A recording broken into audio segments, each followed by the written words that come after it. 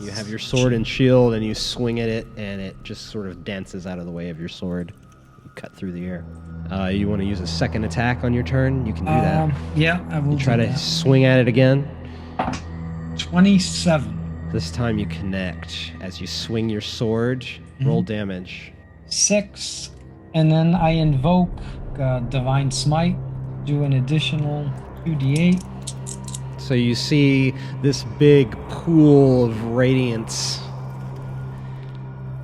form around Thardin as Moradin shines down on him and is proud of his paladin for his repentant ways, and you see him smite the thing with his sword, and it just makes this pretty little explosion of smaller points of light, and they just dissipate into little bits. And we are out of initiative, and you guys are standing in this room with the sarcophagi.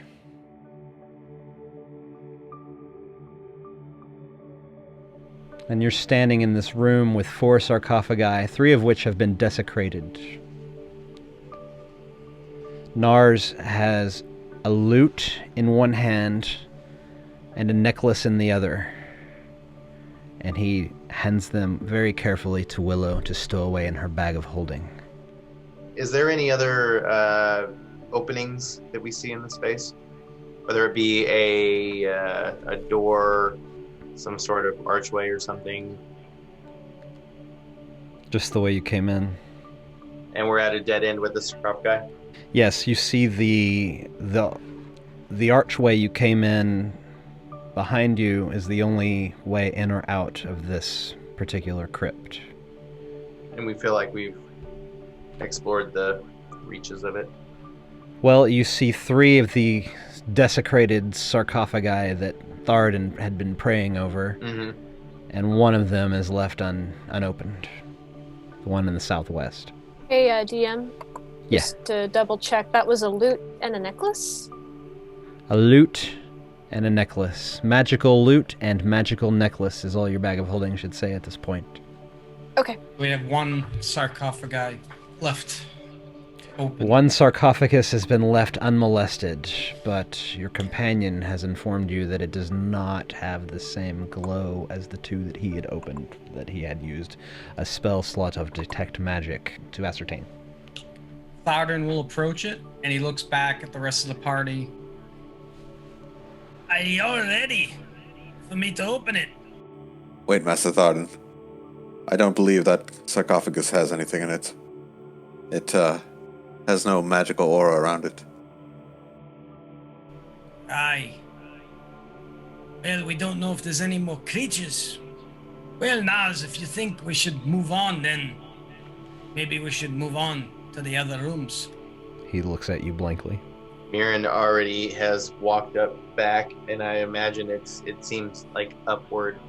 We went down a little bit. It seems like a down slope that we may have moved down, but I'm moving back up. I've already moved up the corridor and kind of have my back turned to the party. So Nars follows right behind. I'll follow them. And Thardin moves forward as well, taking up the rear. So the party winds its way back the tunnel from whence it came after jumping over the pit trap. Quite easily, everybody just hops over that 5x5. It's not hard. And you find your way back into the circular round hallway with 1 exit in it that goes inward to the spiral stone stair, and another exit, 1 to the north, 1 to the east, and 1 to the south. You see no difference in any doorway save for what direction it leads off in. And it's all just packed earth walls around you. You're in a crypt. Nobody's come in here since the place was built. So we see no tracks as well. No tracks, just dust on the floor of your own tracks has been disturbing it. Do we see any more of the will-o-wisps? But as you walk around the circle hall, roll a perception check. Anybody who wants to. 16 from Thardin. 10. 14. Thardin, you think you see a little darting pinprick of light. You think you see one when you walk by the tunnel to the south and one by the tunnel to the north, doing its dance at the end of those hallways. As you peer down the northern tunnel, you see what looks to be a giant black felt cloth with a bright, bright light behind it, and somebody pricked a hole in it. And that's what you see, just this little point of light. And it's dancing down the hallways to the north and to the south. Aye, my friends. I see those light creatures. Will-o-wisps, or witch lights, as Xanth, the centaur, had described. There's two of them. One to the north and one to the south. Hey, DM, I rolled a 14 on that perception check, if that matters at all. You back up the dwarf paladin. You confirm his finding to Myrin. I would vote not to intersect one again if possible. I find that quite I agree with unpleasant. that. As he rubbing his shoulders because his shock still tinging his muscles. And he feels spasms from time to time. Yeah, I agree with Myrin. That sucked. Yes, they were quite capable of handling themselves. But Well, you only fought one of them. Let me remind you, when you descended down into the tomb, you saw them all around you, lighting up in the stairwell. And you got down here and you no longer saw them. And then you made your way down this tunnel that twists and turned a little bit. It jogged down to the south and then back towards the west. And then you saw it. So you faced off with one of them. You don't know how many there are. All you know is that you think they may be down in the north and down to the south. Myrin would just point that way and point towards the east. Myrin points his gloved finger towards the eastern hall and suggests the party head that way. I agree, but have we come to find... I don't think we've found what we're looking for. Here. We have yet to traverse much of the space. I find that if we cannot discern the difference from one corridor to another, I would at least like to go in the path of least resistance. That's fair. I agree with that. Aye. The party follows Myrin down the hall to the east. They quickly see that the reason that they could not see any witch lights down in the hallway is because it turns a sharp right angle and starts to lead south. And it brings you into a chamber that is oblong in shape. It's about 10 by 40 foot chamber. And on the southern wall, as the opposite wall, is when you come in, there are two more stone sarcophagi. Nars stops the elf short and puts his hands on his shoulder and says, Let me take a look. and you see the Artificer creep into the room and peer at the sarcophagi with his spectacle lenses that are now attached to his goggles of night. And he turns back to the party, and his face looks grim. And he says, I don't detect any magic in these sarcophagi. Is everything else okay? I detect magic spells not pinging through the lids here as they were on the other end. Maybe we should just move forward then. If there's nothing here of interest, we should keep our goals. What does Willow think? Definitely don't open them. Willow does not want to open the sarcophagi unless they are emanating some type of magic from within. Is that what I am to understand? Yeah, there's no point in opening it and disturbing the dead if there's no reason to. It's like, I feel like just opening it for any reason, if it's not pinging Nars's Nars' senses, then we'd just kind of be recklessly opening something we don't need to open. Nars says, Myrin, do you have Harbin's posting? I do believe. the elf. We were supposed to retrieve some type of item. The elf reaches into his bag and retrieves the scrap of paper that the heroes of Phandalin, took down on the job board in Phandalin.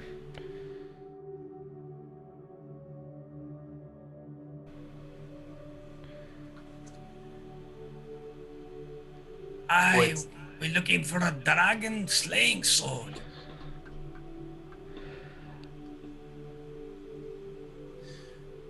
I think the interesting part is that I think Nars may be thinking the same thing, that Harbin must be assuming that this sword may be able to aid us in our quest to dealing with the dragon. Makes sense to me. Do any of us know anything about this sword? Any backstory? Any history? You know from the scrap of paper that Myrin had produced that it was the weapon that Lady Alagandor had used to fell the dragon in this site. On the scrap of paper, it says magical dragon slaying sword. Should ping his magic then, right?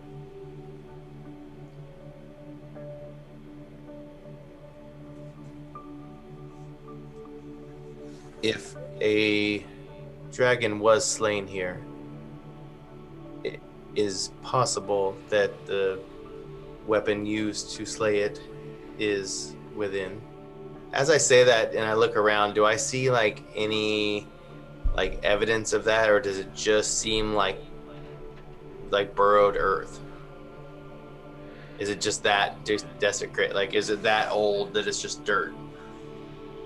You see the remnants of some places that would suggest that this building had been constructed of stone in certain parts of it. Okay. But perhaps the earth had encroached in on that stone. We don't see any dragon bones sticking out the side of anything. You have not seen any dragon bones yet. Oh, you think the sword might still be where the dragon was wounded, like the fatal wound? Is that what I'm getting? If we could delve deeper into the story, it's possible that we could discern exactly where to locate the sword, and maybe it coincides with the fabled death of the green dragon. Myrin, I want you to roll nature on the mound itself. 12 on the roll, 2 on the bonus, 14. Not bad. Myrin thinks back to when the party was standing up top and the shape of the dragon's Barrow is in the shape of a wingspan and a tail and a head. And his awareness of the areas you have traversed in this dungeon tell him that you've been into both of the wings.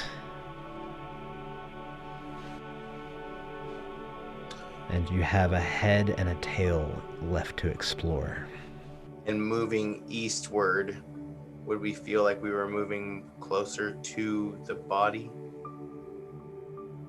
So you're in the eastern room right now. You're at the tip of the eastern wing in this room with the sarcophagi you declined to open. Okay, and was there clear passage west when we were up in the spiral staircase circular room that we originally... Show me the map cam. So here was your entryway point. Everybody got it? Yep. Yep. Party came through a hole underneath this big standing stone. They went down into the circular hallway, which is right around here. Then there's a hallway you've been down to here, where you fought one of the witch lights. And then you're currently in this chamber right here under this wing. And this is the circle. So you have two more directions you have not explored. Ah. The party has pieced together a bit more of the story as each of them have remembered certain different parts of it. That Lady Elegandor had scioned with more than one adventuring party on her mission to fight this dragon. What does the party do? Well, I guess we pick a direction, north or south. If these sarcophagi hold the remains of the failed adventurers, then there might be more treasures to be had. And Nars, you may want to keep that detect magic, understanding so much more about this space. I feel more driven to explore the northern corridor. In this space here, is there anything else that we see of interest as we see two unmolested stone sarcophagi that are not pinging Nars's detect magic spell. You see he can sense no bit of enchantment coming out of them. The party has decided to leave them unmolested. Myrin, I think you should take the point here, proceeding, because I didn't see that trap before. It might be a better idea. Yes, I do agree. Aye. I'd put my hand on his shoulder and move past and walk back up that area. Can we move with a little more caution this time? Aye, and we don't know if there's like I mentioned to you, we don't know if there's another trap. We should be on the lookout.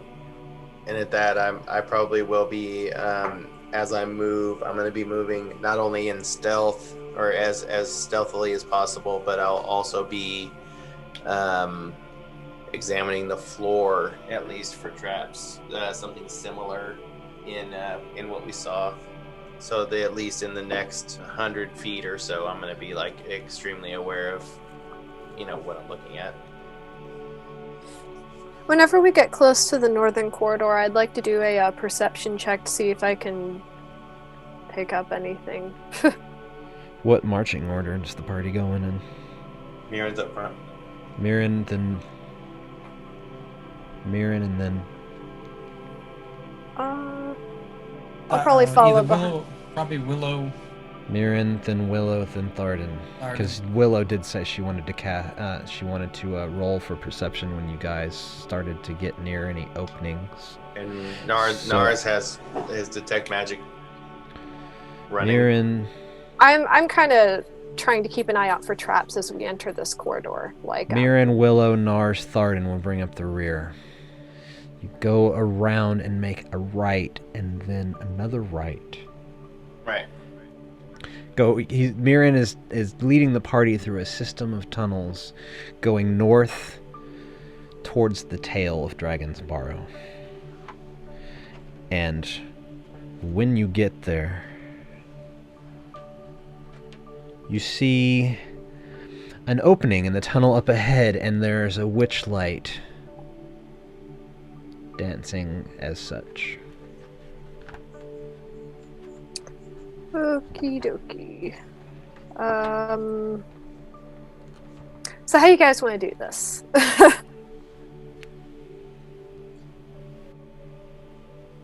Willow, roll perception. 19 plus 6, 25. Willow puts her hand on your shoulder, Myrin, and she says that she's discovered a trap. And what do you say to Myrin to stop him from stepping and activating this pit trap? Hey bud, watch your step. There's a trap ahead of you.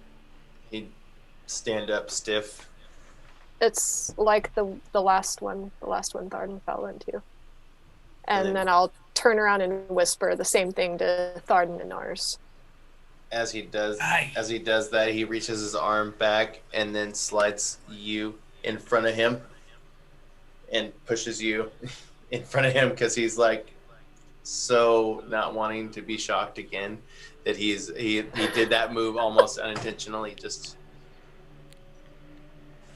Oh, you pushed me in front of you? Wait, did I? Now you are faced with the trap.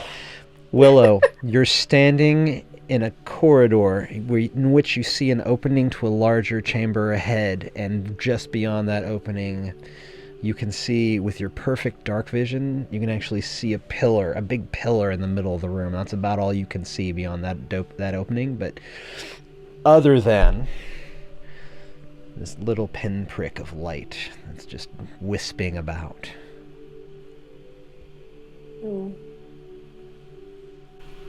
Did the holy water affect it last time?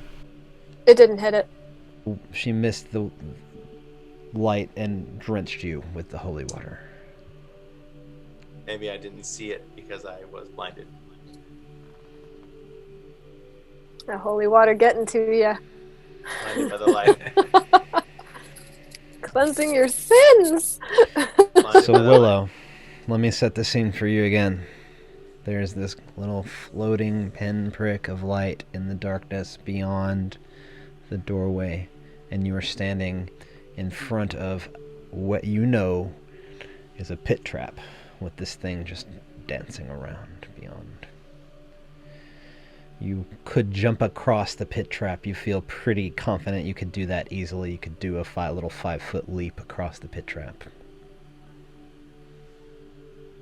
Alrighty. You know what? I will go ahead and do that. Do I need to roll anything for that? Dexterity or No, anything? Willow leaps across where she knows the pit trap to be, not setting it off, and darts into the room past the witchlight. Inside this room, you see an oblong-shaped room that leads to the north in front of you, with 2 alcoves, one on the east, one on the west, and I have a page in the map book. And if I saw her jump across so easily, and And just kind of like skitter away from the will-o-wisp. and the will-o-wisp did nothing as she passed. It's still just kind of floating there looking insane. But it did nothing. It kind of danced around her as she brushed past it. It did not touch her. And it's just floating in the doorway. And then I put my hand on Thardin's shoulder, and then I slide him in front of me. Do you want to tie a rope around me, lad? In case I fall. I need a bit more Dwarf confirmation. I just need a bit more confirmation, Dwarf. Willow, what are you doing? Laughing.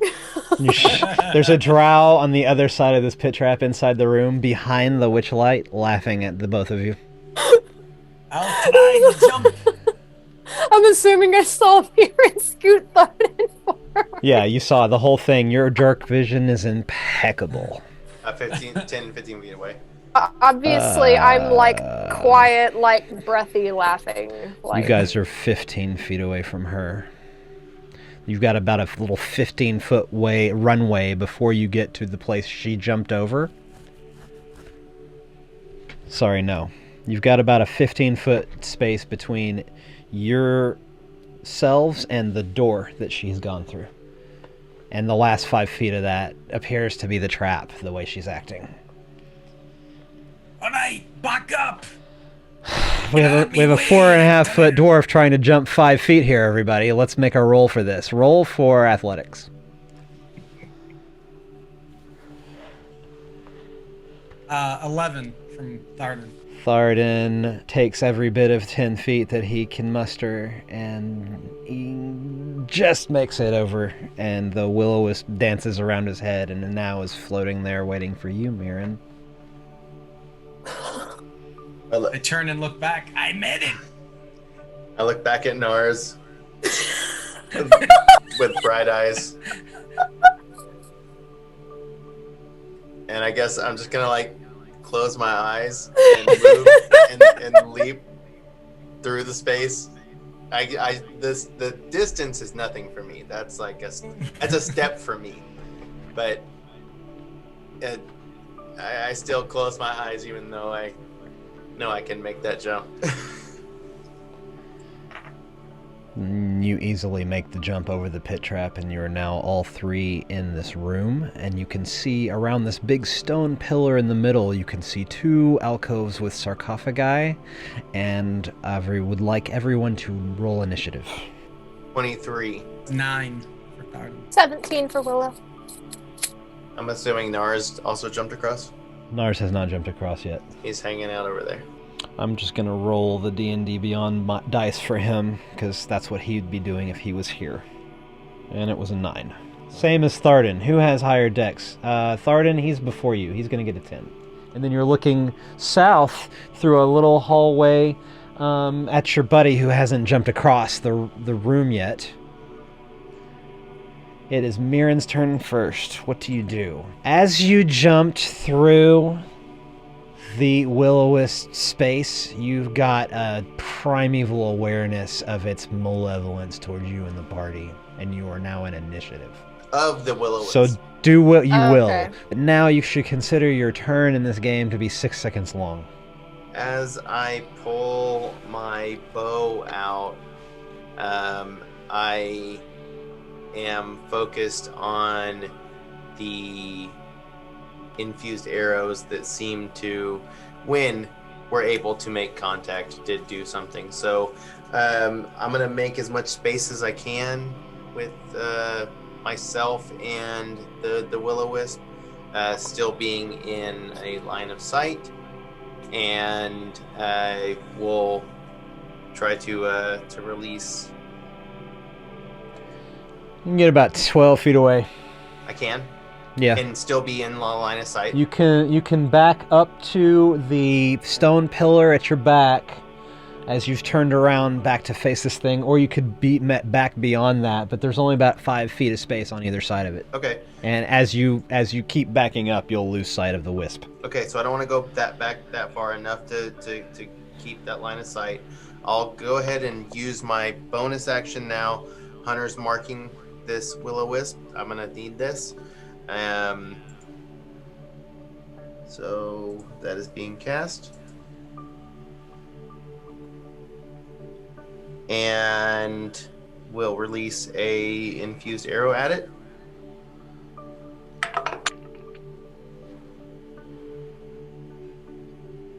$19. Hits. Roll damage.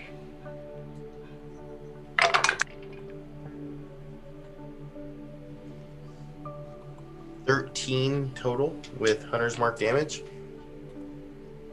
And it seems to be a very focused shot as I pull back my arrow, releasing the purple infused arrow off, always giving my fair props to Nars for that. What else would you like to do on your turn, Myrin? Also, I have an extra attack of Go ahead and roll the for same, that. and I'm just going to expedite that with a 18 to hit. Your arrow goes wide, but it sails easily past Nars and does not hit him. What else would you like to do on your turn, Myrin? I have moved, I have attacked, and extra attacked. You've only used about 10 feet of your movement. Can I move around the other side of this pillar? Am I making Yeah. better space of my side? Are we showing map? I'm guessing Nars is the red one, right? Nars is red. Willow, you're black. Thardin's blue. Myrin's green. And the wisp is in between us. And the wisp, you can't see it on the map, but I can kind of show you what it's doing. It's going like this. Yeah, it's Or like an just X kind of in pattern that almost. entryway? Like, It's hovering, but it's hovering above the pit. okay. And I'm gonna just probably, It's doing a little dance. I'm gonna move out of the way if I can step past Willow. Yep. You can get about this far. Yeah, that's probably what would be my space, and then I'd probably like look back. just But to you've make lost sure, line of sight of the wisp. and I'm also just making sure that where I'm walking, I'm not stepping on anything crazy. Roll perception. Ooh, good. 20, unnatural 20. You don't see anything crazy. You're next to a stone sarcophagus that looks like the ones did before. Okay. Is your turn over now? My turn is over. It is now the Will-O-Wisp's turn. And it just continues to float kind of crazily over the pit. And then it looks at Nars and it senses some fear in him. And it floats towards him and it's going to try. Shock the shit out of Nars, and you see him take some lightning damage in the arm, and his arm goes numb.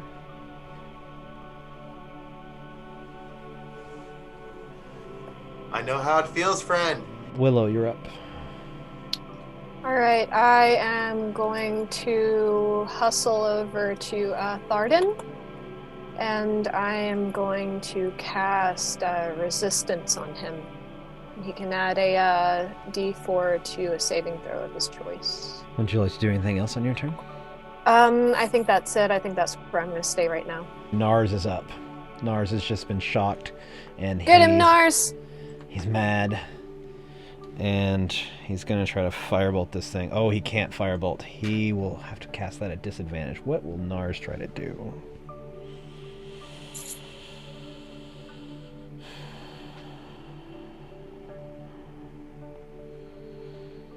Nars is going to try to duck and cover. And you see him use his action to get down, crouch down on the ground so that the thing maybe won't hit him, and he's going to take the disengage action. Now it is Thardin's turn. Thardin, seeing that Nars has gotten attacked, scans the room really quickly if there's any other creatures in this room. Roll perception. 18. You don't perceive any other living creatures in this room. So I then determined that I need to jump back over the pit. Roll for around. athletics. You're going to use your movement to try and take a 12. running jump at this pit. I 12? 12? Yes. Thardin, you make that 5-foot jump, and what did you roll before on that last one? Where you 11 just barely made was it? the last one. You made it easily that time. I draw my sword, my shield, and say I did a movement. Do I have enough to attack? Can I attack? I'll give you one attack. One attack. A 26 to hit. Hits. Okay. That hits. Roll damage. I hit it for 10 points of damage, and then I expend a spell slot to add in the Divine Smite. You know what? You don't have to give me the damage because I know that you've slain the beast. So just expend that spell slot, and this goes down the same way as it did before. You guys see his sword connect with this thing like he's just hit a home run with a baseball. And it dissipates into tiny little bits of light and fades away, and your divine sense and your primeval awareness tell you that it has been laid to the true rest, and you're out of initiative. And then How is Nars looking? Nars helps Thardin jump back over the pit. Master Thardin, give me your hand. And they 1, 2, 3 jump, and Nars pulls him across the trap, and you are now all in this. Can I do another perception check for traps? Yes, roll that. Another 19. You don't Plus perceive any 6 traps. is 25. I don't see any traps up here, guys. Where exactly are you looking? I am looking towards the dragon's head, like directly kind of in front Right, of I was me. about to say something about the dragon's head, because if you wanted to perceive the dragon's head, you can roll to look at that thing. I was just going to give you a little bit more once we all got into this space. Nars and Thardin pop their heads around the pillar, and Nars has a grim look on his face, and he says, I don't detect any magic in these sarcophagi either.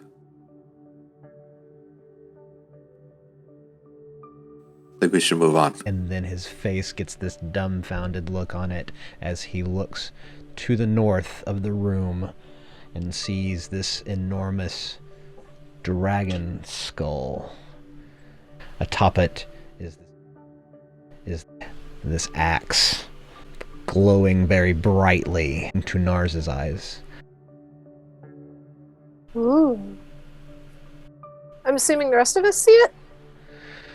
The rest of you see a fancy-looking axe on top of this dragon skull. The magic emanating off of this weapon. Incredible. Not like anything I've ever seen. An axe. I bet Thardin would have a lot of fun with that. Hey, I thought the piece of paper said a sword. It most certainly did. Are the rumors not true? Do you think there was more than one weapon? It's possible that Harvin might have got it wrong. Well, she didn't come here alone when she fought it. She had a party of adventurers with her. Nars, do you know where Harbin got his information from? There's no telling with that one.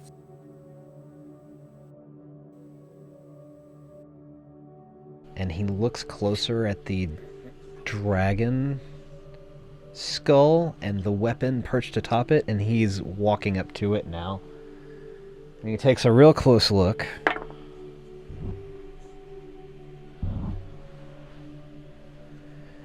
And he motions for Thardin to come close. He says, Thardin, there appears to be dwarven runes on this axe. Aye. Can you read them? Thardin approaches the axe and looks closely at the runes. and they very clearly to your eyes spell out the words Dragon Slayer. The axe says Dragon Slayer on it. It's interesting that these legends were wrong. This is supposed to be a sword, not an axe. But it's emanating so much power.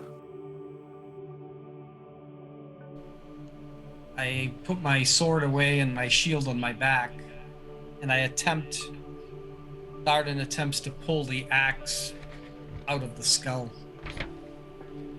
Unlodge it. You take it quite easily. It's not lodged at all. It's just laying atop the mantle of the dragon skull. And as you hold it in your hand, it feels like the best axe you've ever held in your arms. It's like taking a bath in a pond of rose water. You all see the paladin holding this axe, and he's starts to weep a little bit to his god, and as he does, you all hear a voice within your minds, and it very plainly says to you in each of your native tongues, "A true hero must prove himself to wield such a weapon." And you hear a rushing of wind coming through the door, and it's swirling all around you. Everybody roll initiative.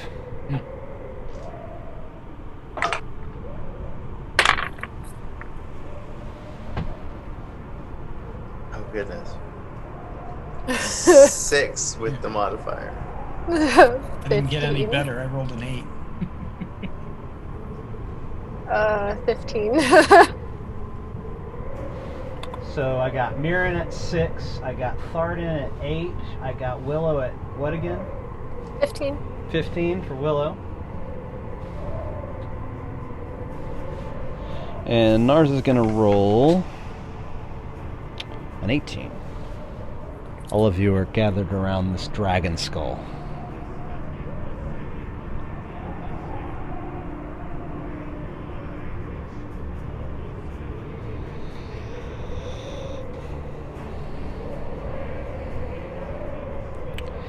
And the moment that each of you hear this spectral voice in your minds, you all look at each other like as if to say, "Are you hearing this?"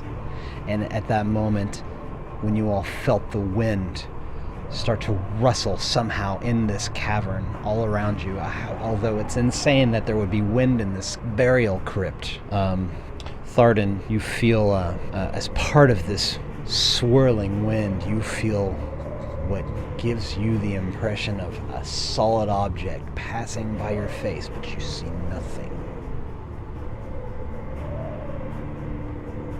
Willow, it's your turn. What will you do on your turn? I am going to cast the invisibility spell on myself. The other three of you see the Drow vanish from view in a swirling of mystical arcana. But did you want to do anything more on your turn? I think that's it for now. Thardin, you're up. The wind. It's blowing and rustling all around you. It's blowing your cloak. At this point, I'm not sure what is in this room, so I do a divine sense to maybe get a sense of what kind of creature we're dealing with. You detect good and evil until the next turn. You can sense celestial, fiend, or undead within 60 feet. You have sensed none of those things. Would you like to do anything else on your turn?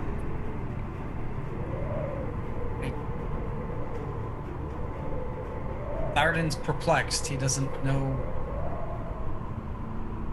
He doesn't see any enemy in front of him. He doesn't know what to do. Thardin stands there, holding the axe,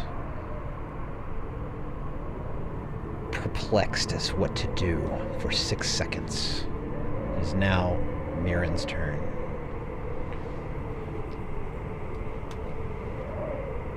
I imagine Myrin is feeling disturbed by what he heard, knowing that none of his party is in the space that is like further down. I'm just going to shoot through the wind. I imagine Roll this for will be not. what direction are you shooting? Give me a... I'm gonna say that it's a. Do we see like a cyclone? You don't see anything. You feel and hear the rushing of wind through the corridors. So I'm gonna shoot through. You actually only see yourself and 2 of your other companions. But we don't. So the wind, there's no visible motion. We don't see. It's like kicking up a little bit of dust off the floor, but you don't see the anything. wind. You hear and feel the wind. Oh, I know. I know you hear and feel the wind. I understand that as a concept. I'm saying that the force isn't so gale that it is breaking through and we're seeing direction. That's what I'm saying. We're not seeing a direction of wind flow. No, you're feeling it hitting your face on all sides. So no particle is visible. Just a No little dust on the dust floor. kick A little dust kicking up Thank on the you. floor. It's all over the room, though. Okay, there's nothing to shoot at. I will use primeval awareness to detect if there is any celestial, was it abyssal aberrations, celestials, dragons, elementals, fae, fiend, or undead present within 1 mile of you. Myrin, as you burn that spell slot, you get a distinct feeling that the party is up against an air elemental.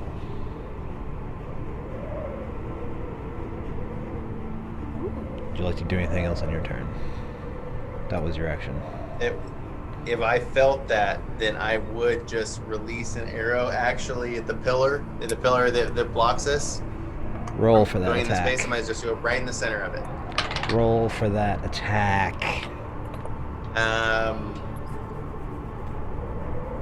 22. You see the Artificer infused arrow strike something invisible. Roll for damage. Max. 11. What does the strike look like?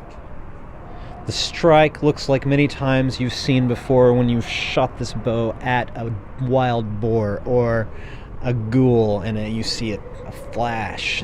You see the same here, but it appears to be on an invisible surface. Mm. Everybody else sees that too. Roll for perception, everybody else. Nars didn't see it. Somebody, yeah, I was gonna say there. I was some 15. Thardin and Willow both saw a flash of purple light as it struck something that they cannot see with their eyes.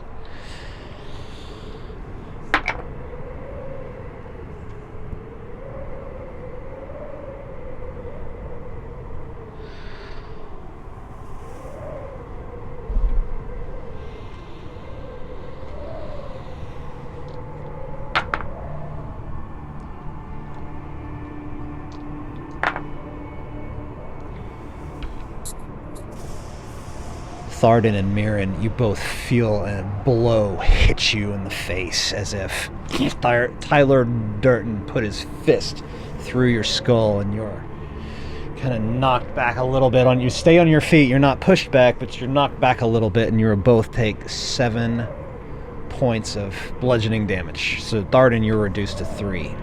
Nars' turn. He doesn't know what to do. He's going to duck and cover again. He's going to hold his action until he can see something to firebolt. Willow, it's your turn. Kind of feel about the same. I think I'm going to hold my attack for now. Thardin. Oh, did you want to move or anything, Willow, on your turn? I'm good. I'm just kind of standing back and watching right now. I'm going to just back you up a couple feet. You're still invisible. You kind of stand by the dragon skull where the axe was laying before. Okay. Thardin, you were up. Thardin. You just received a blow to the face. Thardin viciously swings right in front of him with the axe. Roll for that attack. It'll be a great axe, so I believe it's a D12 plus 3 for damage. It's a great axe attack. But it'll give you a +1 to hit and a +1 to damage, so it'll be a D12 plus 4 if you're using it with 2 hands. Okay. I think it's a D10 plus 4 if you're using it with 1 hand. He has it two-handed. Two-handed attack. Yep. And he rolled a 16 to hit. And D12. Okay, he rolled a 10 plus 4, you said? 14. Myrin, you're up.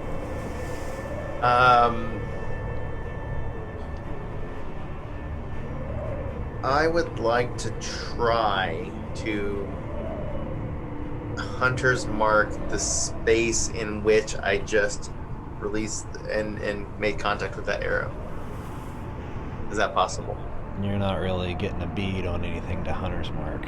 So I can't find anything to Hunter's Mark. Not that you can. You have to be able to see it to Hunter's Mark. Is that correct? Yeah, I do. Yeah. And that's what I'm saying. It's like when I saw that the infusion release across that translucent space, I didn't see a form after that.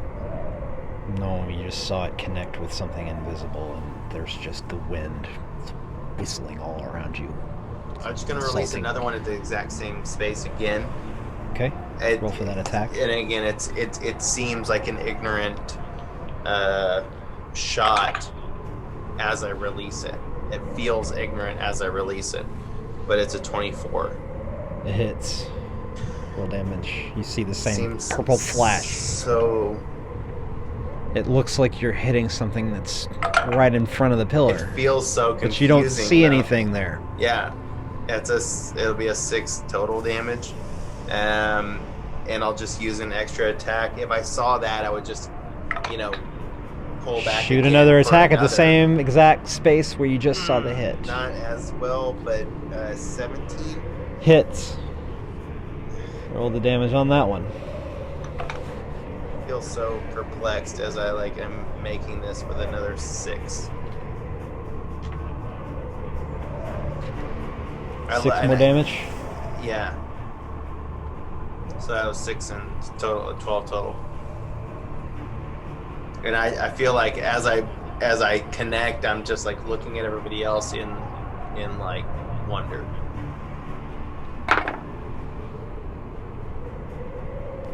Both of you feel another blow from this invisible entity. This time, you feel it square in the middle of your back. You feel like somebody took a dead blow and hit you right in the middle of the back.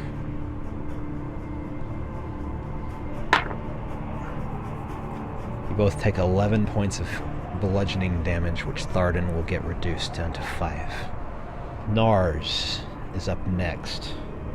And he, by this point, has seen you guys land a couple of blows at this pillar, and he's going to try to firebolt it in the exact same spot. And that was a pretty high roll, but the fireball whizzes into the pillar this time, and it snuffs itself out as there's nothing to catch, but it does strike the pillar. You see it.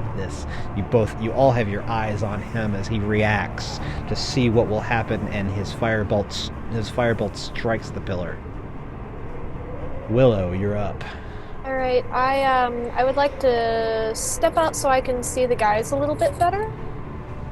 And You can see them just fine from where you are, but I'll let you step out a bit. You use 5 feet of movement there. Alrighty, I would like to cast Healing Spirit, and I would like to cast it in this. You know, if you cast Healing Spirit, your invisibility comes down. You know that, right? So it's any I just spell? want you to be aware of your consequences of your action.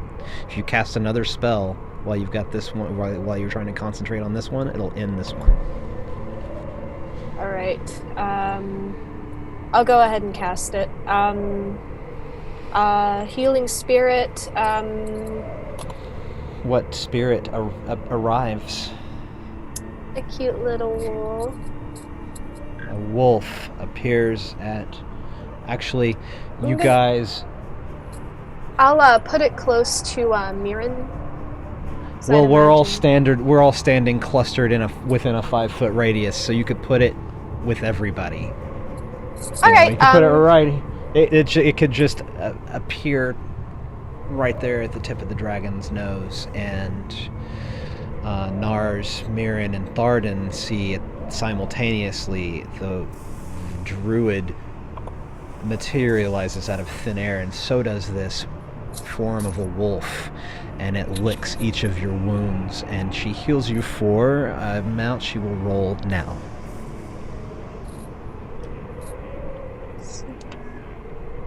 Wait. When do It's- they take that healing? Is it on your turn or is it on theirs? I believe it's on theirs until the spell ends. Whenever you or a creature you can see moves into the spirit space for the first time on a turn or starts its turn there, you can cause the spirit to restore 1d6 hit points to All that right. creature. So you're No gonna action roll required. d6. You're gonna roll a d6 on each of their turn starts, and I'll remind you to do that. Do you want to do anything else on your turn? You still have a bunch of movement you haven't done, and any bonus actions you might have. I'll cast Shillelagh on my staff and just kind of hold it guardingly. The staff with the wolf's head on it becomes a shillelagh, giving the Drow a magical weapon with which to swing in the air if she wants to try to hit this invisible monster. And it is Thardin's turn. I had gotten hit from the back, and Thardin turns around. In Moradin's name, what blasphemy is this? And I swing the axe to try to hit it. Roll for that attack. That's a natural 20. 28. Yay! You missed. Natural 20. Missed. Yeah. It moved. Do you want to do anything else, Thardin? You have another attack and you have some movement. Go ahead. I swing back around and swing back towards the front again. My second Roll for that attack. attack. And that's a 15. You miss. Where is this thing? Roll for that heal on the Got start of your 5. turn. Uh-huh. Thardin, you're healed for 5 hit points. Do you want to do anything else with your turn? As a bonus action, I cast Shield of Faith upon myself. Okay. You see the dwarf glimmer momentarily with Moradin's light as he is now shielding his faithful. Myrin, it's your turn. You're standing all the way on one side of this alcove with the skull in it. Has the wind changed? The wind is still swirling all around you. Same. It's never stopped. It's been doing it this whole time. I don't know. I don't know what else to do but to stay focused on the center pillar, because I kept like aiming for this like central shot, which I just imagine is like central to the space, and I feel like I'm shooting blindly each time that I do. But as I pull yet another purple infused arrow, as it materializes from my short bow, I release another in the space. I don't... Roll for that attack.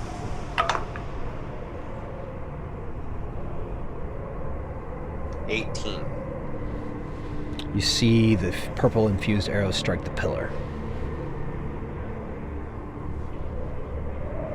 And extra attack to... Can I let another go? Yeah. And it does not hit. It must Do you want to use any movement on your turn? You can climb up onto the skull if you wish. Let's do it.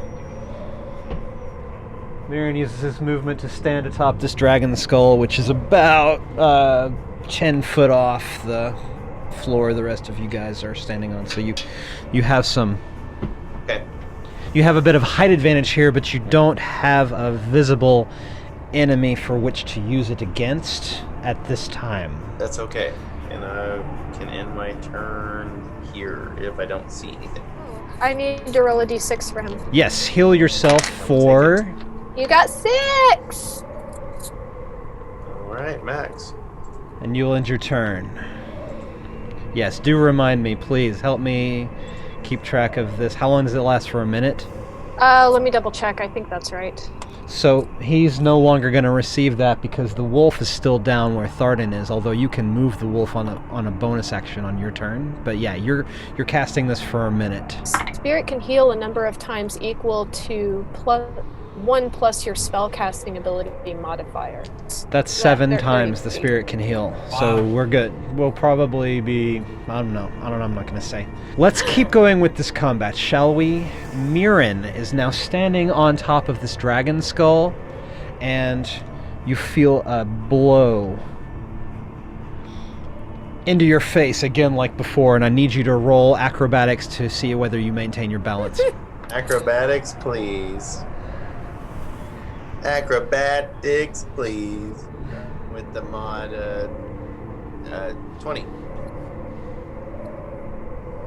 You feel this blow like somebody just punched you in the face with everything they had, but you're able to maintain your balance atop the skull.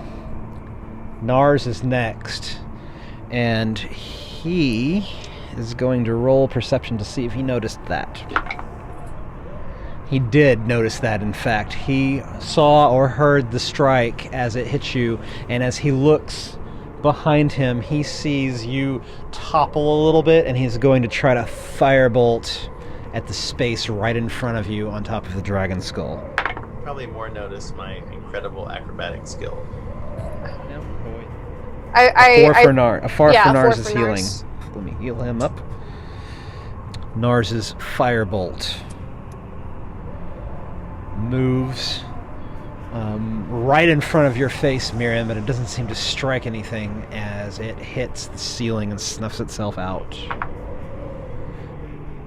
Willow, you're up. I would like to move the wolf close to myself. You are standing within its range currently. Oh, the 3 of you rad. on the ground are in the wolf's range. Because the wolf, I'll put the wolf on the page. The Cool. wolf is right here. Awesome. Cool. All right. White wolf.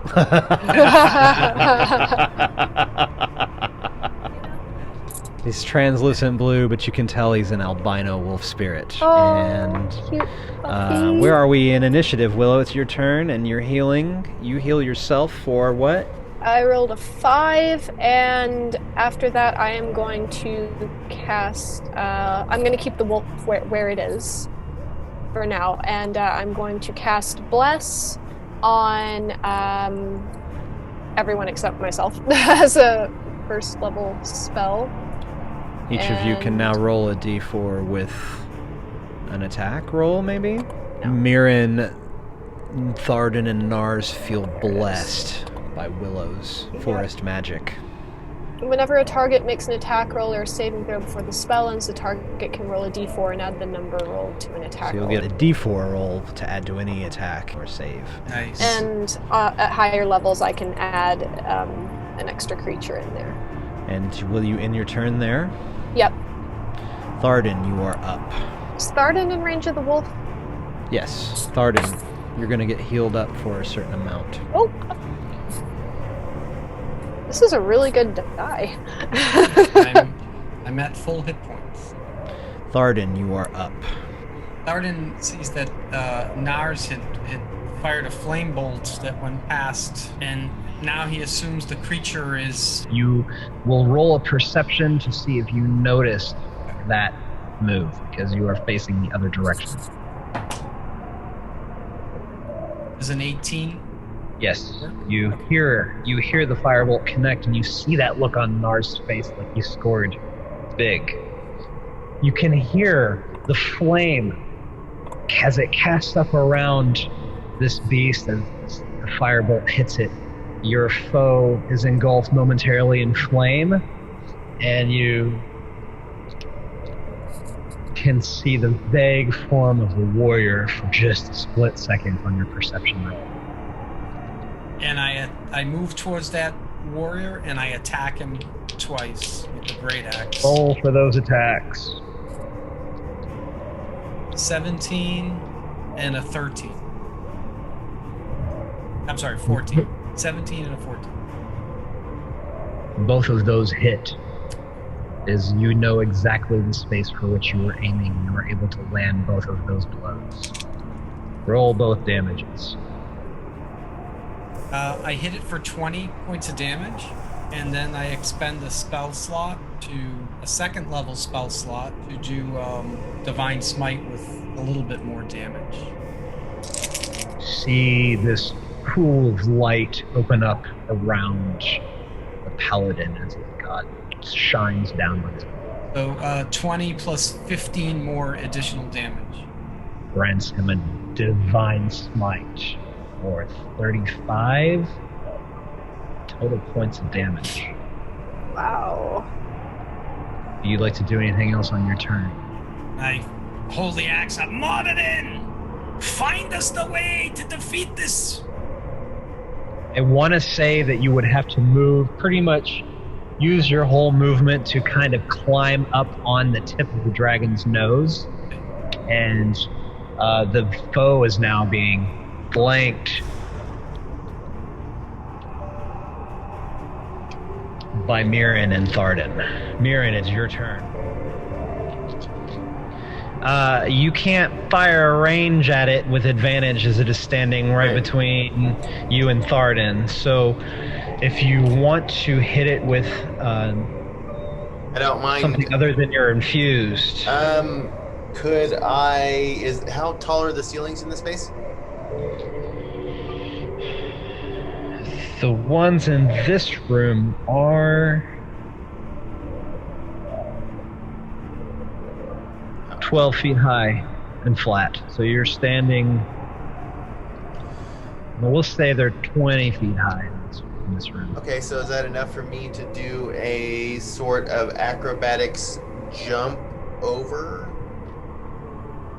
You're moving with an acrobatic jump. You have enough space to do a somersault in the air if you want to. And then maybe as I land, release, and I don't know how far away I would jump, just enough, maybe. Then you will have 15 feet of jump movement here. Okay. Seeing you're coming down from elevation. That's fine with me. So I just want to jump, land, and turn around and do my volley of arrows of sorts. You will take an attack of opportunity for leaving the creature's melee range. Fine with that. You're rolling for acrobatics for your acrobatic jump. 16. 16. You stick the landing just fine, but you took a hit in the back as you were in mid-somersault. Okay.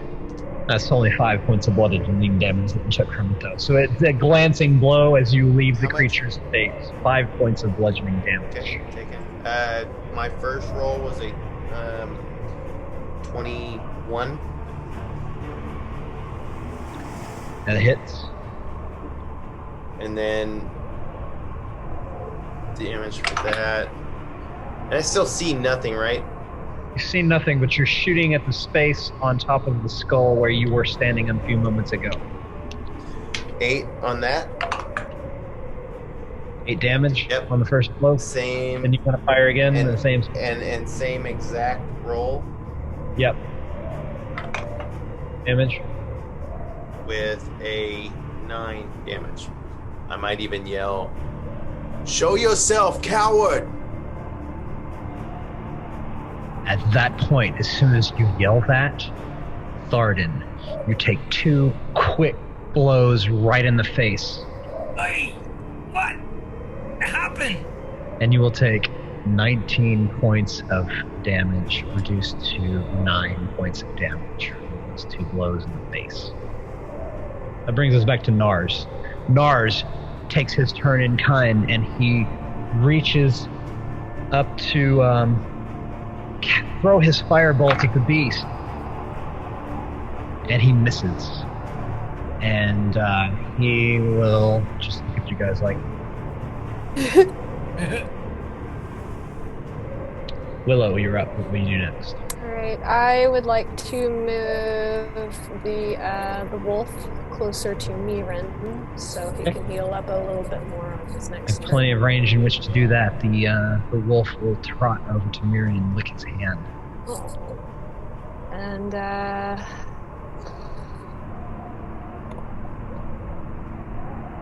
I think I'll end my turn there. Thardin, you've just taken 2 hits right to the kisser, right in the face, and you almost fell back onto your back because it was just too like wham, wham into your face. What will you do? I swing the axe again, twice. Try to hit this creature. Roll for those attacks. An 18 and a 18 and a 15. The rest of you see the dwarf swinging his axe through the space, a couple of cuts back and forth, a forehand and a backhand, as it were. And he does not connect with anything. I moved again. What will you do on your turn? I jump down off of the skull and I move closer to right there. Willow, how much does Nars heal for on his turn? 2 on this one. Nars feels a bit better after that. The wolf is currently sitting with, like a good boy, between Myrin and Nars, and he's licking their hands. Was Thardin within range with that last one? No. Okay. I'm sorry, Thardin. Thardin, do you end your turn? I end my turn. Myrin, you're up. I'm gonna move back.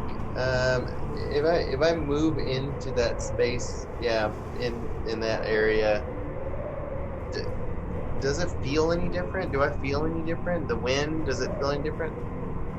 The wind is still rushing all around you, and you still feel the presence of this air elemental entity that is trying to take the party down. Should I roll a d6 for him? For whom? Myrin. Yeah, go ahead and heal him up for D6 since he started the turn there. And in this space, Another I'm just 5. going to kind of just aim up into the air. Which direction? Up towards the dragon head, but kind Okay. of like up over the party. Over the party's head? Yeah. And you let 2 fly? Yes. Roll those attacks. Ooh. 13 and a 14. The infused arrows strike the upper part of the wall above the dragon's skull. Okay. I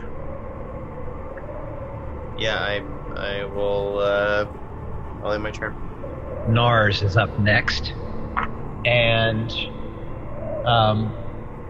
he's gonna hold his action until he sees something to fireball.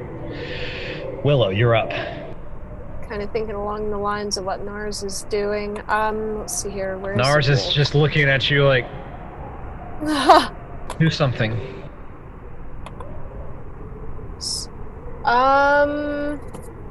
I'm gonna bring the wolf back over close to me, and I don't know if I can heal on this one since I moved it, but You'll have to wait till the start of your next turn. it's all good. Let's see here. I would like to cast Dust Devil. Okay.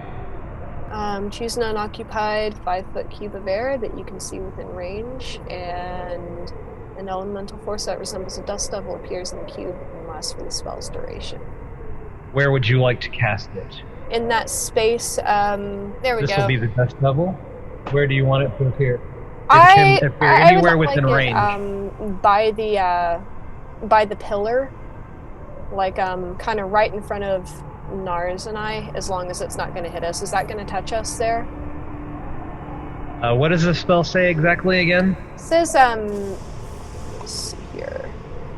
Choose an unoccupied 5-foot cube of air that you can see within range. Any creature that ends its turn within 5 feet of the dust devil must make a strength saving throw. On a failed save, Okay. the creature takes 1d8 bludgeoning damage and is pushed 10 feet away. And let's see here. You know what? Knowing Any that, creature I that think- ends its turn in this square then is going to have to make that strength saving throw. It says within 5 feet, so does that mean that Nars and I are within range? Because I'm not trying to hurt any party members. Yes, that would mean Nars and you are in range. Alright, That's- then I would like to cast it on the opposite side of the pillar where Myrin is. It's going to be within range of Myrin or Nars if it goes anywhere here. Oh, opposite side. Opposite side. I guess east of the pillar? Yeah, right there. Okay. Sorry. And Willow and Nars and Thardin can all see it. Myrin, it's on the other side of the pillar from you, so you have no idea it's there. And Willow, do you want to end your turn there? Yeah, I'll end it there. I'm just trying to see if it kind of kicks anything up. Or You're seeing it kicked up the dust, so it looks like a Tasmanian devil sort of tornado of the dust that's on the floor, and it's visible, but you don't see anything other than the dust devil. okay. I was just seeing like if it was going to cause any air disturbances that might mess with, well, like it's like if we're facing an air elemental, then that kind of makes sense, I guess. So do you want to end your turn there? Yeah, I'll end my turn there. Thardin, you're up. I look to see if the dust devil has caused any dust that takes the shape of that warrior that I saw for just a brief second. Roll perception on your turn as an action. 12. You just looks like a normal dust devil to you. You've seen them before in the sands in your Neverwinter when the wind gets to going, and it'll kick them up sometimes. Looks like that. Looks like a twisty, funnily dust cloud. But the dust coming off of it doesn't seem in any other parts of the room doesn't seem to take any shape. Not in any other parts of the room. It's right here in this 5 foot space. That's the only place this dust devil is. Right here. Yep, I The see only it. place you see any dust kicking up, other than, the inconsequential dust all over the floor that's kicking up because there's still wind whooshing all around you. I move down in front of Willow, right where the wolf is, right next. I'm at the ready. I'm ready for whatever comes at us. Myrin, you're up. I'm gonna move. That looks like 5 feet to the north. I will look at the space and maybe just fire an arrow at the most concentrated space of air I can see. Just tell me which direction. I was gonna say up in between Nars and Willow. Your arrows hit the wall. And then I will move back in that space there and hang there. Yep. Looking over at as I end my turn, I'm just looking at the sarcophagi, looking for any oddities. Myrin, as you study the sarcophagi, you feel 2 quick blows, a 1-2 punch in the side of your ear. You've just had your left ear boxed as you peer at this sarcophagi. It hit you for a 1-2 punch. 15 points of bludgeoning damage. Okay, I fall to the ground. Yeah, Nars saw you go down because he is watching you as you react. And as you fall to the floor, he uses his... What's he gonna do? He's pretty confident that the creature is still standing right beside you, and he's going to firebolt that space. And he lets it fly. And he misses. Willow, you're up. You were not able to see Myrin go down from your vantage point. That's around the corner from you. That's around that pillar on the other side. All right. What do you do with your turn? Did I hear anyone say anything about him being down? No. But you can roll a perception to see if you heard him go down. Alright. But that will be your action in combat. Okay, 17 plus 6, so... You heard a thump on the other side of the pillar, sounding like a body hitting the floor. Did any of you see You that? heard a two blast, like a whack whack, and then a thud as Myrin's body hit the dirty floor. Alright, I guess I'll just ask if anyone else heard that, and I'll end my turn there. You hear the drow yell out, "Did anyone hear that?" Oh, I'm gonna roll the d6 also.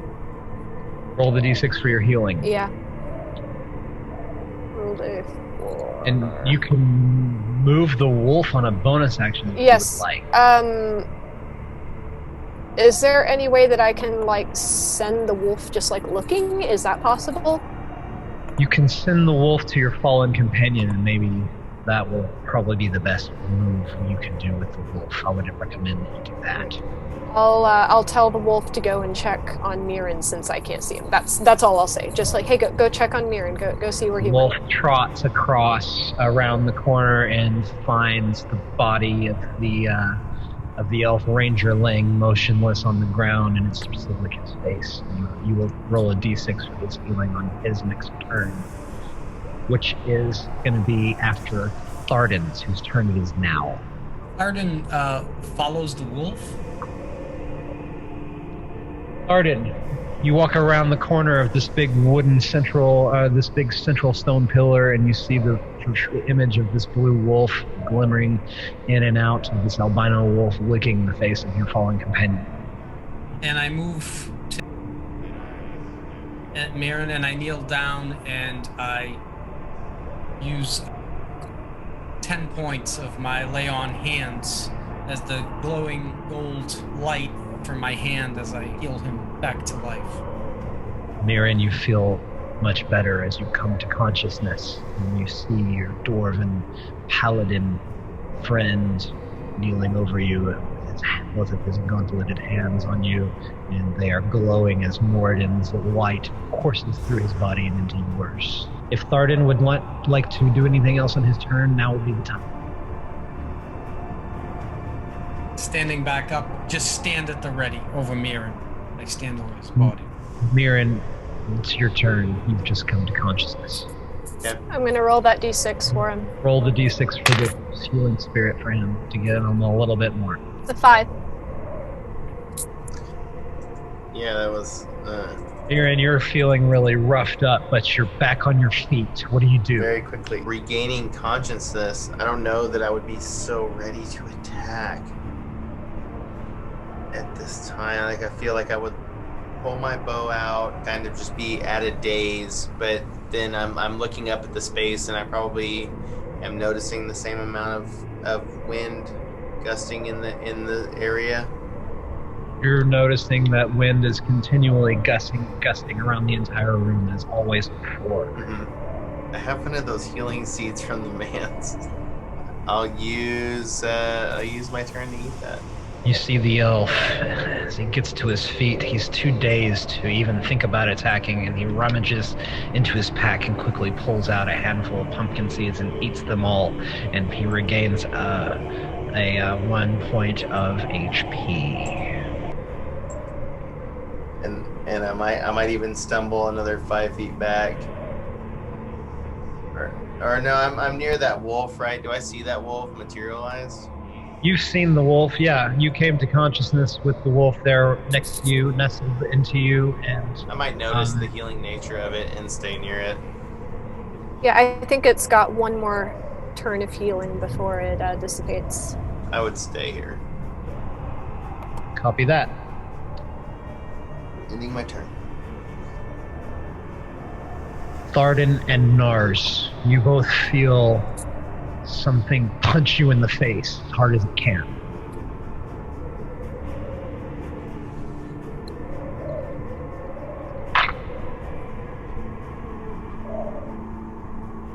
Myrin will take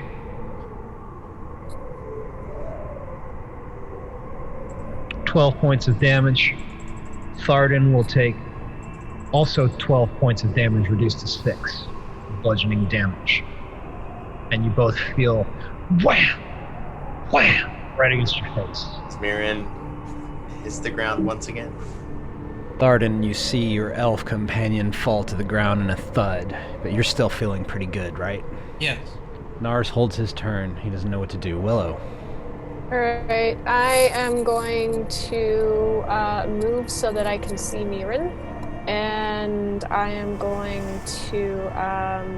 I've got 2 bonus actions. Can I do 2 bonus actions as one action, or is there... No, you can have a full action and you can have a bonus action, but you cannot do 2 bonus actions. Okay, then first things first, I am going to use 2 of my d6 for Fey Energy Pool for Bomb of the Summer Court. It's got a range of 120 feet, and I'm going to cast it on Myrin.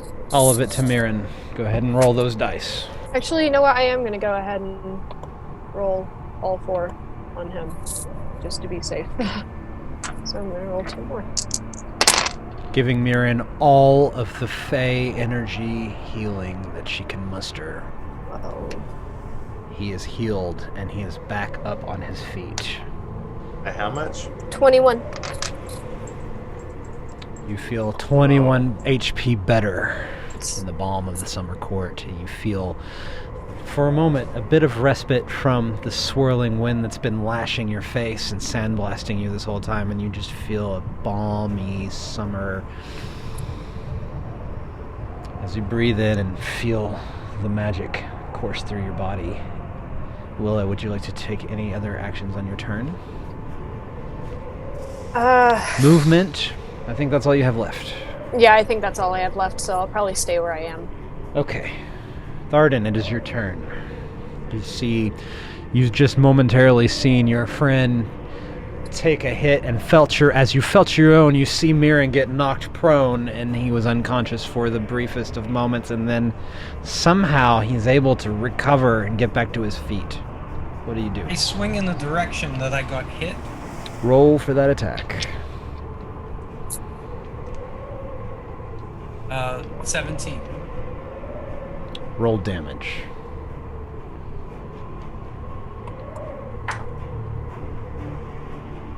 11 points of damage. As you feel the great axe connect with the unseen entity, you feel the air as it grows still and calm.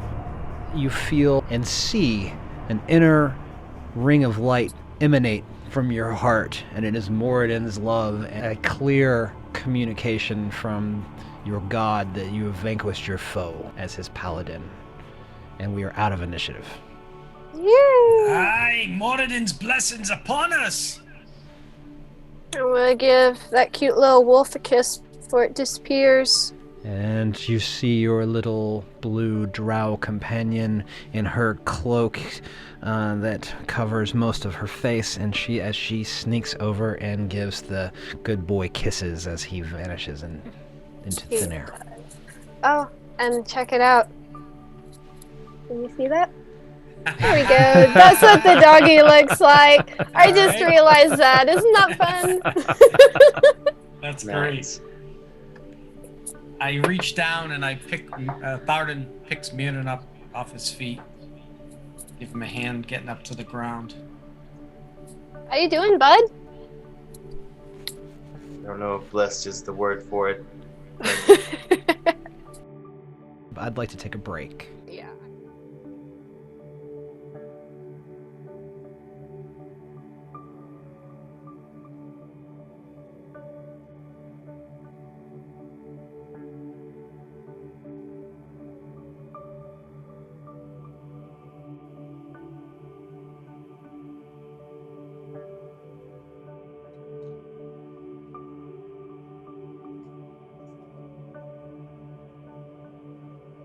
The party has just slain an invisible stalker and proven themselves worthy to possess the great axe Dragon Slayer, which Thardin is still holding as he looks around and comes to his senses and looks at all of you. Aye. This creature. It was very difficult to fight. Oh, yeah. Seems we were not prepared for this. It certainly caught us by surprise. Myrin, it looks like it really hurt you bad. I don't know that I've ever been hit with such force. This is it's so much to just shake off in one moment. I'm sorry. Are you gonna be alright? I do not know. I feel okay at the moment. I think we should at least check this space, and if there is no more business in here, I say we leave. Yeah. It's been rough. Well, it appears we've gotten what we've come for. A dragon-slaying weapon. Did you guys want to poke around the south end, or should we just leave? That means encountering yet another will-o-wisp, and I do not know that I have that in me. That's fair. That's fair. Maybe we shouldn't disturb the dead anymore. Yeah. Maybe we should leave in peace. We've come for what we need. Nars, does your detection of magic show anything else in this space?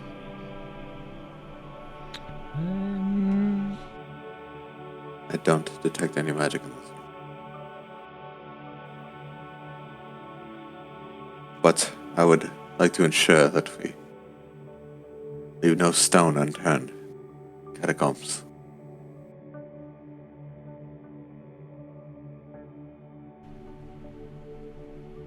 Well, Leave without something important. maybe Myrin could hang back. Would you feel more comfortable with that? I will not leave my companions. If you go, I go.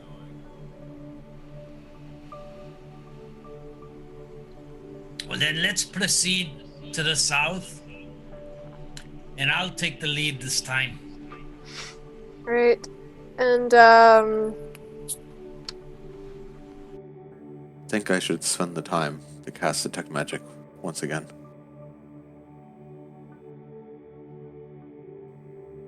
So I pull out my book, I sit down, and I take out the spectacles, and I begin to read the incantations to activate Detect Magic once more.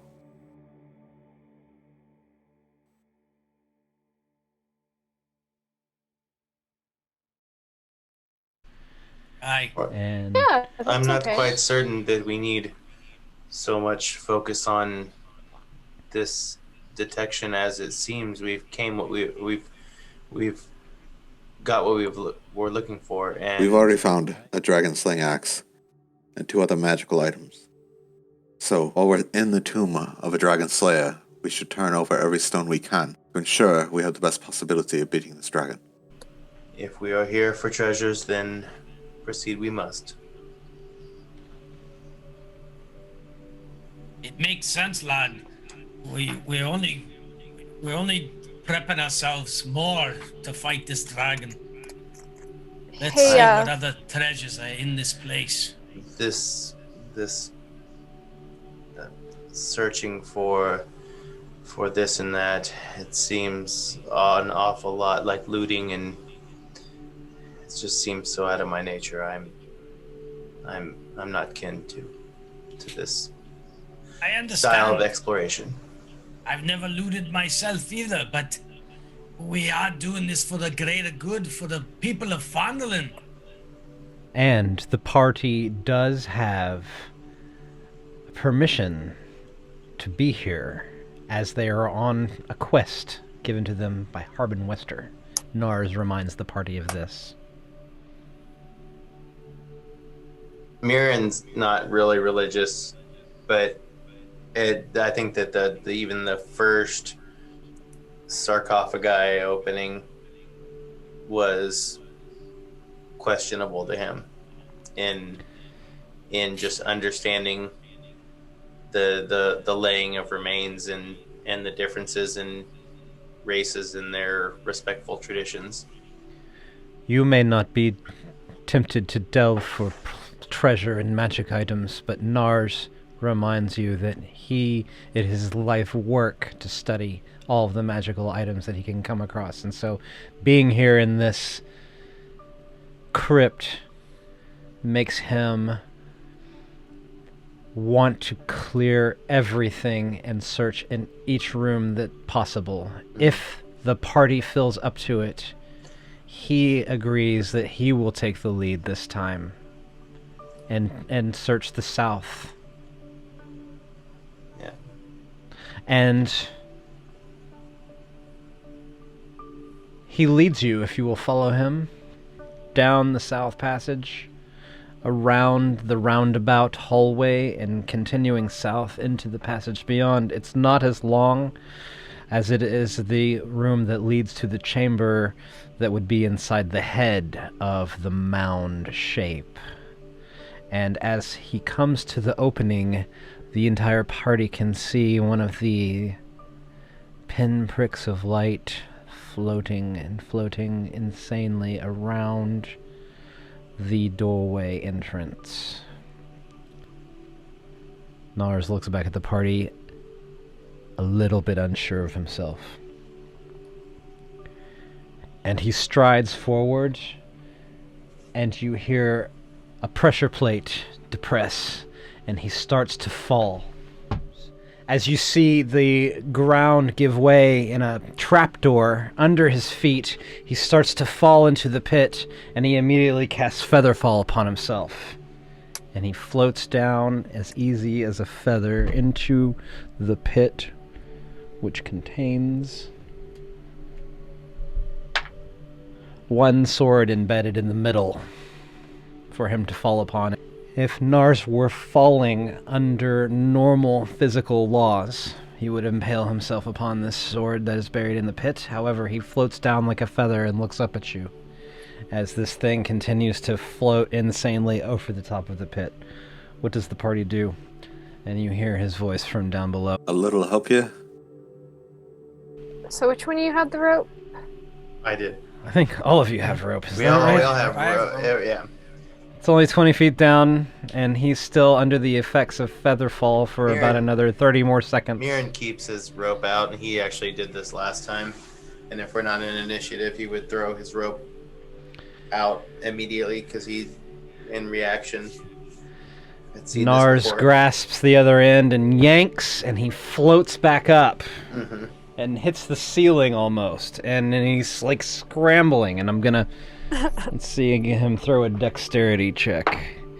Oh yeah, he easily is able to scramble as you yank him out, and he is now on the other side of the pit and in a triangular shaped room. So is the pit as wide across as the other ones have been? It's 5 by 5. All right, I'll jump like the over there other. and join him. You jump past the Will-O-Wisp and join Nars in this triangular-shaped room. As you do that, immediately upon Willow entering the room, you see some bones in the very southernmost alcove of this room, and they start to illuminate in Nars's, just briefly in Nars's vision and Willow's vision as they are in this room, and these bones knit themselves together as if they are becoming articulated again, and you see that they knit themselves into the shape of a skeletal horse. Oh. And so this skeletal horse materializes out of a pile of bones before you, and it stands there regarding you nobly. All right. Is this an undead construct or an animal? My primeval awareness is still probably aware of this. I would imagine I would have pinged. I was looking for. You felt undead whole in your time. primeval sense the whole time. And you feel it in this room as well, as you have every other room. Well, I ask because I'd like to cast Speak with Animals if it's still classified as an animal I can talk to. What the hell? I'll let you cast Speak with Animals to talk to it. Okay. I'll cast You that now. see the Drow holding on to her spellcasting focus, and the little wooden mouth of the wolf on the top of her staff starts to do this number, like it's moving its jaws, even though it's made out of wood and inanimate. And she walks over to the horse and begins to speak with this horse. It's undead spirit of a horse that is animating these bones. Hi, I'm sorry. Did we disturb you? You feel it doesn't speak back to you in words, but you can feel it speaking to you through emotions, and you get the sense that you're not disturbing this horse. It has been resting here for a really long time, and when you came into the room, it came out of its slumber, and it regards you fondly. And it recognizes that you are a druid and you are connected to nature. It's part of the reason I agreed to let you cast the spell. It recognizes you as a druid, and so it is willing to talk to you. So, we came in here looking for the sword. We have a little bit of a dragon problem. And, it's not a sword, it's an axe, apparently. Would you know anything about the history of that, or possibly how that got mixed up? The horse kind of shakes its head and stomps its foot, and you get the sense that this beast is telling you that this horse, she once belonged to Lady Elegandor herself. And it does confirm with you through emotion and feeling that it recognizes the axe that Thardin is brandishing as Lady Elegandor's Dragon Slayer. I will... And the legends were wrong. You realize this confirms the legends were wrong, and Dragon Slayer actually was a great axe. I will share this information with the rest of the party, and I will ask them if they have any questions for the horse. The horse has a question for you, Willow. Oh, what is it? The horse, you get this strong feeling that the horse wants you to ride it. All right. Do I have permission to climb on? You see the little blue drow climb the stirrup. It's actually still where it's been buried with its saddle, Lady Elegandar's old saddle, and the saddle looks like ruin from years of neglect in this dank place, but it still is functional as a saddle, and you see your companion climb into it, so she looks like death on a pale skeletal horse. That's rad. With her black cloak flowing around her dramatically. And I'd like everybody to roll initiative now, please. 15. 12. 22. Who got the 12? Willow? Yep. Thardin got 15? Yes. And Nars, he got an 8. It's Myrin's turn first. Here we go again. Start as you come around into view, and they've already jumped across the pit. Nars and Willow are in this room, and you can't see what's going on in there, but you do see this pinprick of light floating as the others have, and it's just floating around, and you have been shocked by these things a few times, and you probably, I would guess, feel you would take initiative to shoot this thing in a preemptive strike if you wanted to. That's just what I'm guessing. Yeah, do, and since I he hates also these things would- so much. Yeah, I also would cast Hunter's Mark at 2nd level on this creature because I'm my fury.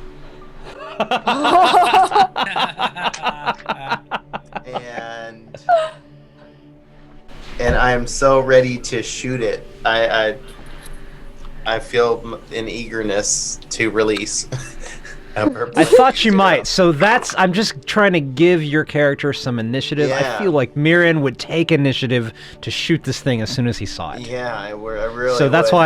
why I put you all in and initiative. I think that these are plenty well enough to do so with a 25 and a 22. Both of them hit. Let's get all that damage in one fell Okay. swoop, though. I can do that. A couple rolls. 9 plus 8, 17 plus 5. 22. 22 total damage. So Myrin takes aim with his bow. Oh, no. Let's. One more.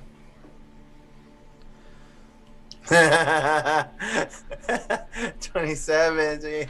How many 30. attacks was that? Because it's 2, but I didn't add the Hunter's Mark damage. Uh-huh. Okay. So you That was see the 2nd this. level Hunter's Mark damage. You take aim at this thing, and it's moving all around, so you're aiming like this, and you're trying to get a bit of a lead on it, and you let one fly. Connects. You see that purple flash. You let the other one fly, and that one also connects, and you see it dissipate in many smaller points of light that wink out one by one, and so you took it out with your first 2 attacks. And your Hunter's Mark at 2nd level. Everybody And we're out of initiative. with a firm head shake. No word. Myrin was not about to get shocked again. I just put you in initiative so that you could take initiative No and shoot the words. fucking thing. Hey, good job, lad. You hit it. And I'm spent.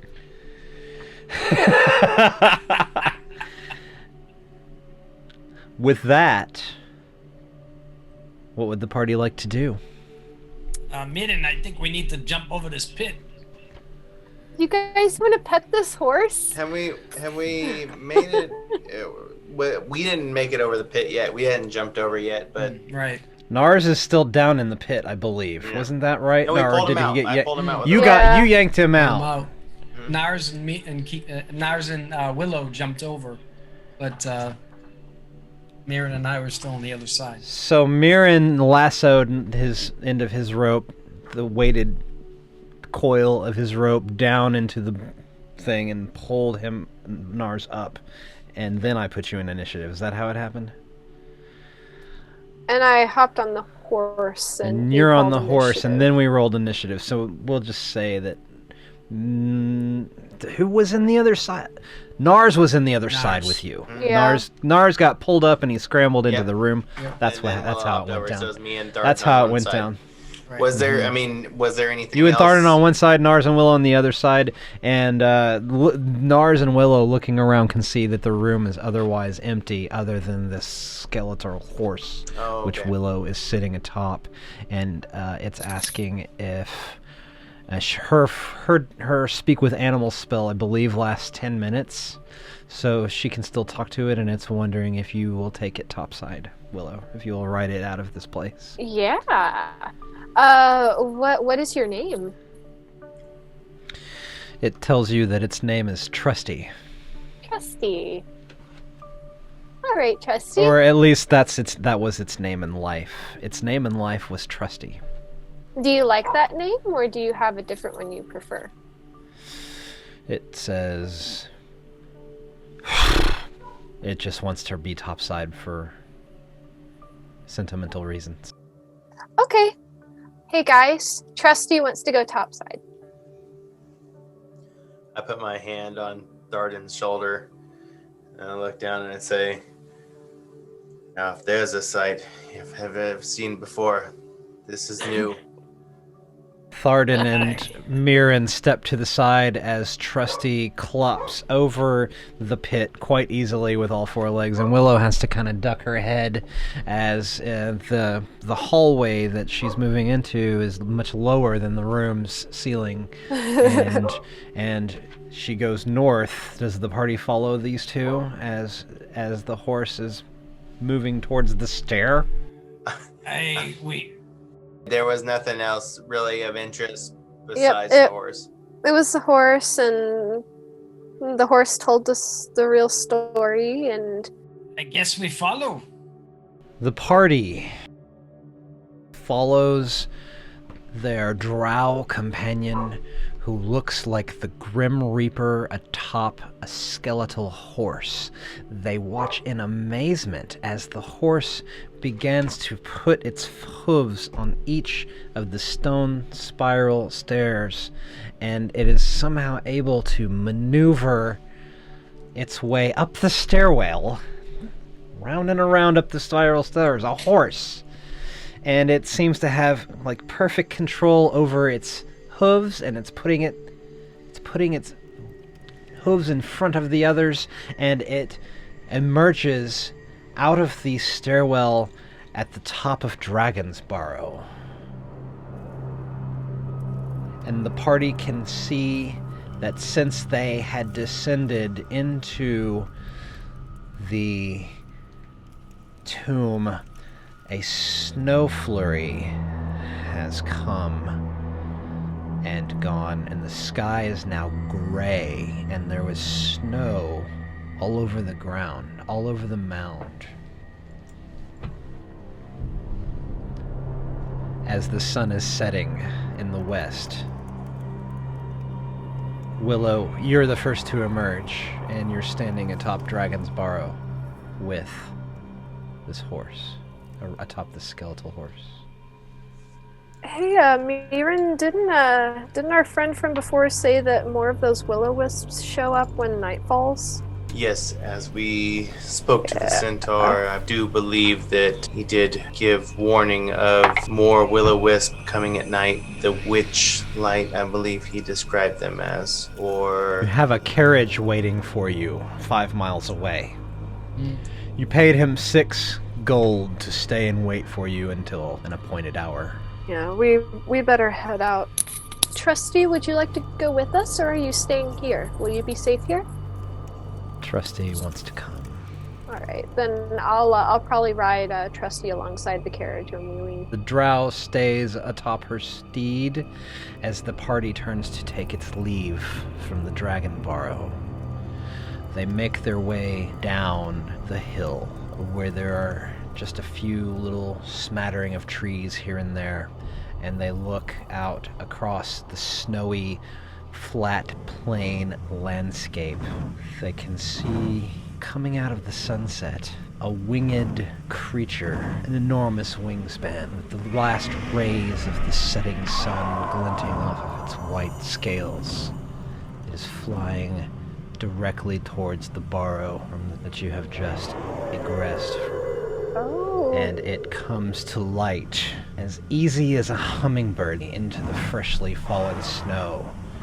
And it stands there and roars at you, and before you, you see about 40 feet ranged out from the group, the form of the white dragon. And we'll end the session there. Oh